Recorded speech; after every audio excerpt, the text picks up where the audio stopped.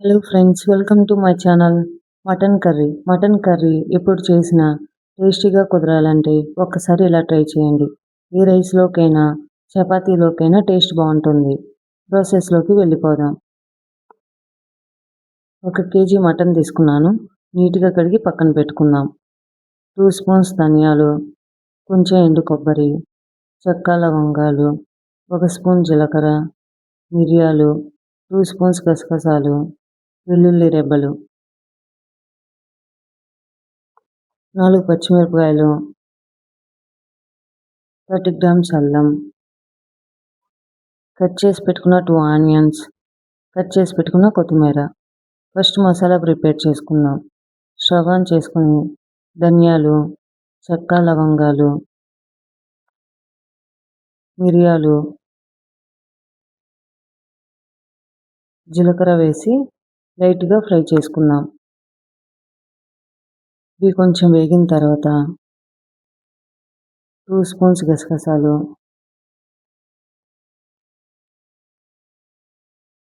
ఒక 5 జీడిపప్పు, కొంచెం ఎండు కొబ్బరి వేసి ఫ్రై చేసుకొని పక్కన పెట్టుకుందాం. స్టవ్ ఆన్ చేసి బాండీలోకి 2 స్పూన్స్ ఆయిల్ వేసుకుందాం. ఆయిల్ వేడెక్కాక కట్ చేసి పెట్టుకున్న ఆనియన్స్ వేసి ఫ్రై చేసుకుందాం. ఇవి లైట్ గోల్డెన్ కలర్ వచ్చే వరకు ఫ్రై చేసుకుందాం. నేను ఇక్కడ అల్లం వెల్లుల్లి పేస్ట్ వేయడం లేదు. ఇలా ఫ్రై అయ్యాక కడిగి పెట్టుకున్న మటన్ కూడా వేసి ఒకసారి కలుపుకుందాం. మటన్ కొంచెం ఉడికిన తర్వాత అల్లం వెల్లుల్లి పేస్ట్ వేసుకుంటే టేస్ట్ బాగుంటుంది.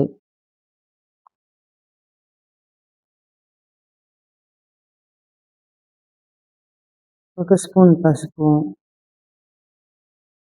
టేస్ట్కి సరిపడినంత కల్లుప్పు లేదా సాల్ట్,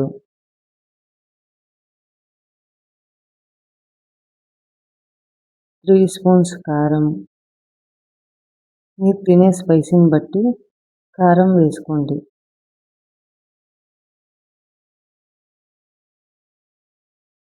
అంతా ఒకసారి బాగా కలుపుకొని ప్లేట్ పెట్టుకుందాం.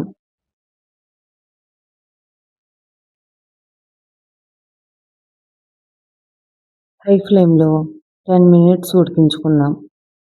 చూడండి, మటన్లోని వాటర్ రిలీజ్ అవుతుంది. ఒకసారి కలుపుకొని మధ్యలోకి కట్ చేసి పెట్టుకున్న పచ్చిమిర్చి, కొంచెం కరివేపాకు వేసి వాటర్ ఇంకిపోయే వరకు ఫ్రై చేసుకుందాం.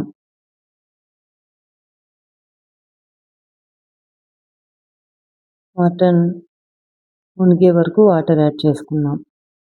నేను 2.5 గ్లాస్ వాటర్ పోసుకున్నాను. ఒకసారి కలుపుకొని ప్లేట్ పెట్టి ఉడికించుకుందాం. అంతలోకి మసాలా దంచి పెట్టుకుందాం. మీరు కావాలంటే మిక్సీలో వేసుకొని బ్లెండ్ చేసుకోవచ్చు. డ్రై మసాలాన్ని ఒకసారి, అల్లం వెల్లుల్లి పేస్ట్ ఒకసారి దంచుకుందాం.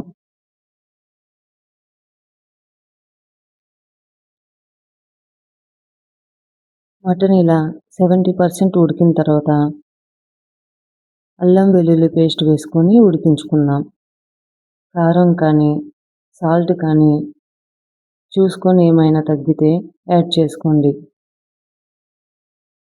ఇంకొక 10 మినిట్స్ ఉడికించుకున్న తర్వాత మసాలా పొడి కూడా వేసి కలుపుకుందాం.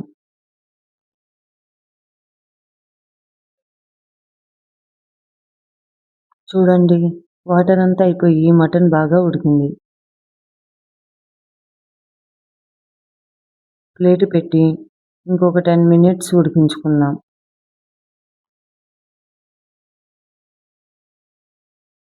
ఆయిల్ ఇలా పైకి తేలుతుంటే కర్రీ రెడీ అయినట్టు.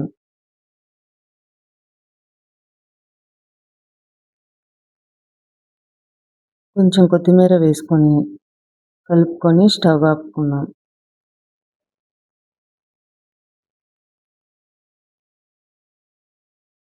అంతేనండి, మటన్ కర్రీ రెడీ. బౌల్లోకి సర్వ్ చేసుకుందాం. జీరా రైస్లోకైనా ఏ రైస్లోకైనా టేస్ట్ బాగుంటుంది.